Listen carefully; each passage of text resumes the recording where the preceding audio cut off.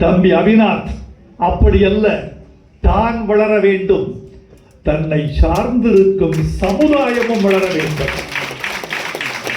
வள்ளுவர் சொன்னான், ஒரு நீர்ப்பூவின் உயரம் என்பது என்ன? ஒரு தண்ணீரில் பூக்கிறது அல்லி, தண்ணீரில் பூக்கிறது குவளை, தண்ணீரில் பூக்கிறது தாமரை. அந்த நீர்ப்பூவின் உயரம் என்பது என்ன? தண்ணீரின் உயரம் எதுவோ அதுதான் தண்ணீர் பூவின் உயரம். தண்ணீர் மட்டம் சரிந்தால் பூவின் உயரம் குறையும், தண்ணீர் மட்டம் உயர்ந்தால் பூவின் உயரம் கூடும். வெள்ளத்தனைய மலர் நீட்டம் மாந்தரம் உள்ளத்தனையது உயர்வு என்று சொன்னார் வள்ளுவ பேராசான்.